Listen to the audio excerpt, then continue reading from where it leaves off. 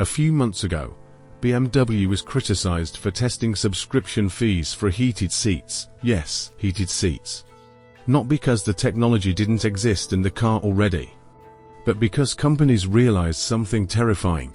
People are no longer buying products. They're renting their entire lives. Music, movies, software, cars, storage, food delivery, even productivity itself. And here's the scary part. Most Americans have no idea how much monthly subscriptions are silently destroying their wealth. Today we'll break down why subscriptions feel cheap but make people poorer, how companies use behavioral psychology against consumers, why the middle class is slowly losing ownership, and why Gen Z has become the first generation comfortable owning almost nothing. And near the end, I'll show you how subscription spending quietly kills investing potential over time. In the past, people bought things once. Now they pay forever. That's the core shift of the modern economy. Think about it. You don't own music anymore. You stream it. You don't own movies. You rent access. You don't buy software. You subscribe monthly. Even cars are becoming subscription platforms, and companies love this model. Why? Because subscriptions create predictable cash flow. For corporations, subscriptions are financial gold. For consumers, they become invisible financial leaks. And that changes behavior. A one-time purchase feels painful. A small monthly payment feels harmless. $10, $15, $20, tiny numbers. But modern capitalism figured out something powerful. People don't mentally calculate cumulative costs very well. In the past, people bought things once. Now they pay forever. That's the core shift of the modern economy. Think about it. You don't own music anymore. You stream it. You don't own movies. You rent access. You don't buy software. You subscribe monthly. Even cars are becoming subscription platforms, and companies love this model. Why? Because subscriptions create predictable cash flow. For corporations, subscriptions are financial gold. For consumers, they become invisible financial leaks. And that changes behavior. A one-time purchase feels painful. A small monthly payment feels harmless. $10, $15, $20, tiny numbers. But modern capitalism figured out something powerful. People don't mentally calculate cumulative costs very well. Here's the psychological trick. A $1,000 purchase feels expensive, but $80 per month feels manageable, even though over time, the monthly version often costs far more. Companies understand this perfectly. That's why modern pricing is designed around friction reduction. The goal is simple: make spending emotionally invisible.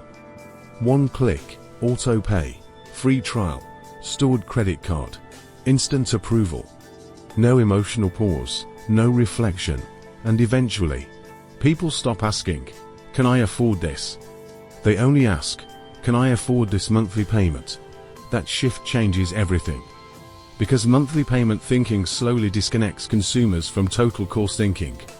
And once people start viewing life through monthly payments, debt becomes normalized, subscriptions become normalized, permanent payments become normalized, ownership disappears. Practical example: a young professional in California, Netflix, Spotify, Adobe, cloud storage, food delivery membership, and more. Individually, nothing looks catastrophic. Together, over $1,000 every month in recurring obligations. That's $12,000 a year. Invested into an S&P 500 index fund over 20 years. Potentially hundreds of thousands of dollars. This is where subscriptions begin affecting wealth creation itself. Now let's zoom out, because this is bigger than Netflix. The subscription economy changed how society thinks about ownership. Historically, the middle class built wealth through assets, homes, cars, savings, investments, businesses, ownership created stability. But subscriptions move society toward perpetual consumption instead. You keep paying, but rarely accumulate assets. That's a major macroeconomic shift. And corporations increasingly prefer this system. Why? Because ownership is finite, subscriptions are endless. A customer who buys once has limited value. A customer who pays forever becomes recurring revenue. Wall Street loves recurring revenue. Investors reward it. Tech companies optimize for it. And now entire industries are restructuring around subscription dependency. Software, transportation, entertainment, fitness, education, even healthcare models. The economy is slowly transforming people from owners into permanent renters. But the most dangerous effect isn't financial, it's psychological. Because subscription culture changes how people think about the future itself. And Gen Z may become the clearest example of this shift. Gen Z grew up inside the subscription economy. Streaming instead of DVDs, Uber instead of cars, renting instead of buying, cloud gaming instead of physical games, digital products instead of physical ownership. And over time, that changes financial psychology. Ownership starts feeling unnecessary. Commitment feels risky. Monthly flexibility feels safer. But there's a hidden trade-off. When people stop building ownership, they often stop building equity. And without equity, wealth becomes much harder to create. This is especially dangerous during inflation, because renters absorb rising prices forever. Owners eventually stabilize costs. That's one reason wealth inequality continues widening in America.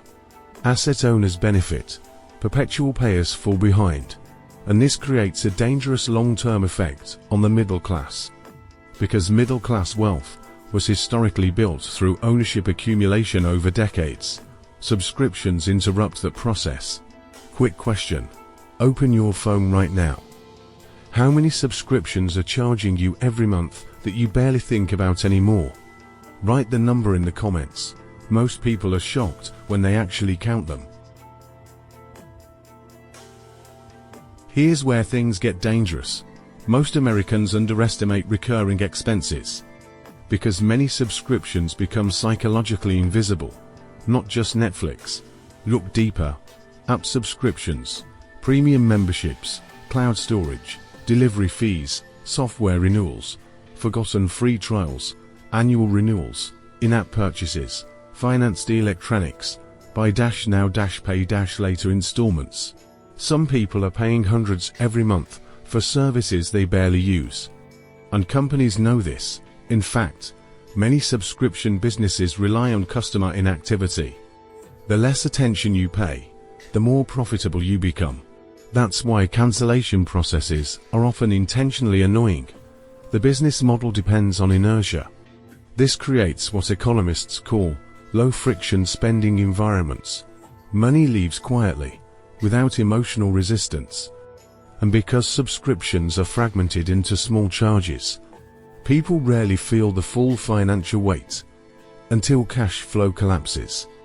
A couple in New York tracked all recurring payments for 1 month. Result: almost $1,400 in subscriptions, memberships, installments, and digital services. They cancelled less than half, and suddenly freed enough cash flow to start investing, build an emergency fund, and reduce credit card debt, not through earning more, but through regaining visibility. Now let's talk about the worst financial myths surrounding subscriptions. Mistake number 1. It's only $10. That's exactly the trap. The brain minimizes recurring small expenses. But dozens of small leaks become major cash flow destruction. Mistake number 2. I deserve convenience. Convenience is valuable. But modern convenience is often engineered dependency. Mistake number 3. Monthly payments are safer than buying. Sometimes, but permanent monthly obligations Reduce financial flexibility over time. Underscore. Mistake number 4. I'll cancel later. Most people don't. That's why auto-renew exists. Underscore.